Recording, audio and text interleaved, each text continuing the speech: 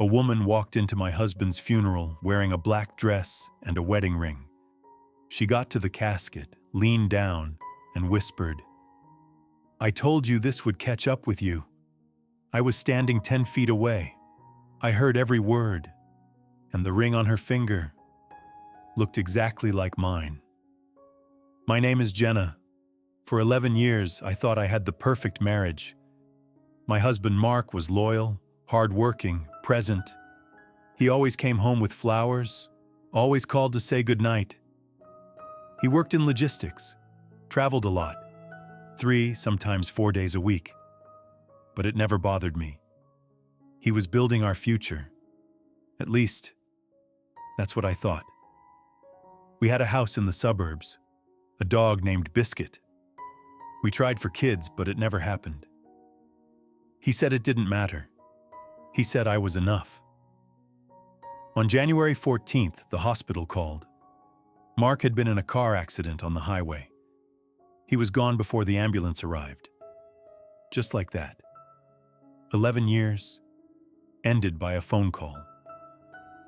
I don't remember that first week. I remember screaming. I remember the sound of my own voice in an empty house. People brought food I couldn't eat.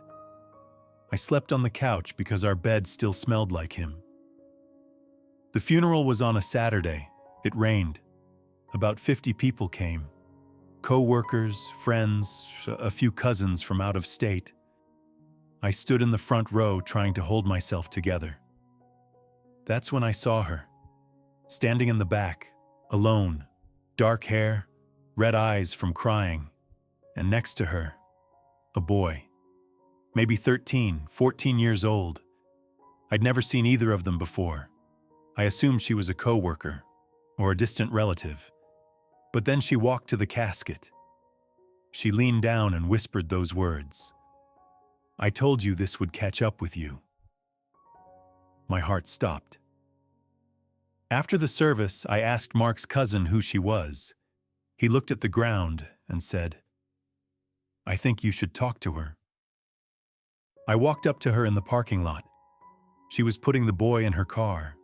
I said, "I'm Jenna, Mark's wife. How did you know him?" She looked at me with an expression I'll never forget. It was pity. She pitied me. She said, "My name is Rachel, and I was Mark's wife too." I laughed. I actually laughed. Because in what world does that sentence make any sense? But she wasn't laughing.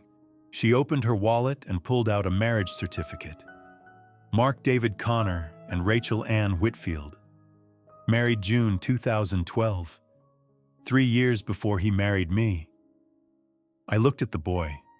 He had Mark's eyes, his exact jaw, his hands.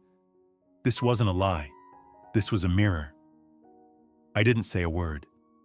I walked to my car, sat in the driver's seat, and screamed until my throat went raw. 11 years, every kiss, every "I love you." Every night he called from his hotel room. It was all a performance. When I got home, I went straight to his office, the room he always kept locked. "Work stuff," he used to say. I kicked the door until the frame split. Inside, I found a second phone, a second laptop, bank statements from an account I'd never seen, and photos, birthday parties, Christmas mornings, vacations I was never invited to. Mark smiling. Rachel smiling. The boy blowing out candles on a cake. A whole life I didn't know existed. He'd built an entire second life, a second house 40 minutes from ours, a son named Lucas, a wife who thought she was his only one, just like me. Monday through Wednesday, he was Rachel's husband. Thursday through Sunday, he was mine. I called Rachel the next day. She picked up on the first ring, like she'd been waiting. "I know you have questions," she said. "I have them too." We met at a coffee shop halfway between our two houses. 2 women. Same husband. Sitting across from each other trying to make sense of a decade of lies. Rachel told me everything. He traveled for work on her end too, the same days he was home with me. She said he was a perfect father, patient, present. He coached Lucas's baseball team on Saturdays. He told me he was at conferences. She said he never missed a birthday, not one. And neither did he with me. He'd been two men, living two complete lives, and neither of us suspected a thing. I asked her why she came to the funeral, why she whispered those words.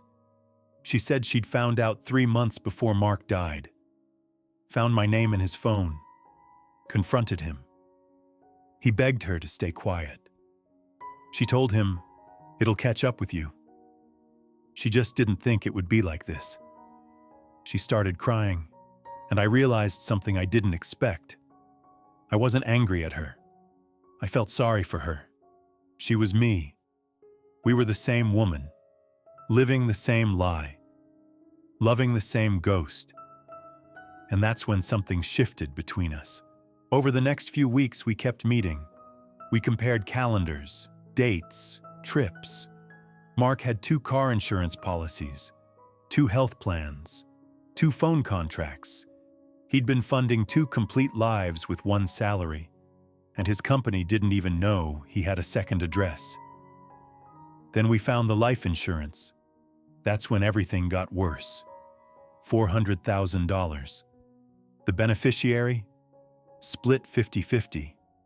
Between me and Rachel. Even in death, he divided us. The lawyers got involved. Mark's estate was a legal nightmare. My marriage was technically valid, but so was Rachel's, because Mark had used a different name on one of the certificates.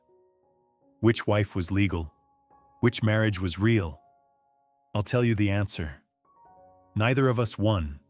The estate was drained by legal fees. The house I lived in, our house, had a second mortgage I didn't know about. He'd been pulling equity for years to fund his other life. I wasn't just betrayed, I was bankrupt. But here's the part I didn't expect. Rachel called me one night. She said, "Jenna, I know this is insane, but you're the only person in the world who understands what I'm going through." And she was right. No therapist, no friend, no family member could understand what it felt like to love a man who didn't exist. We started helping each other. She watched Biscuit when I had job interviews. I helped Lucas with homework when Rachel picked up night shifts. 2 strangers, connected by the worst man they'd ever loved, slowly becoming the family he never let either of us fully have. One night, Lucas looked at me and said, "My dad talked about you once. He said you were the kindest person he'd ever met." I didn't know what to do with that. A compliment from a ghost, a liar's version of love. I smiled at that boy and said nothing. Because what do you say? It's been 2 years now. I live in a small apartment. I work at a school. I'm not the woman I was before. Mark took 11 years of my life. He took my trust, my savings, my belief that I could read people. He took the version of me that believed love was simple, but he didn't take Rachel from me. And somehow, that's the one good thing to come from all of it. The other woman isn't my enemy. She's my closest friend, because she's the only one who knows exactly how deep the lie went. Sometimes I look at our old wedding photos, and I don't see love anymore. I see a performance, a man who mastered the art of being exactly what you needed, until you didn't need him anymore. He didn't love 2 women. He loved control, and we were both just characters in his story. If you're listening to this and something feels off about someone in your life, trust that feeling. Don't wait for a funeral to find out who someone really was, because the truth doesn't care about timing. It shows up when it's ready, and when it does, it doesn't knock.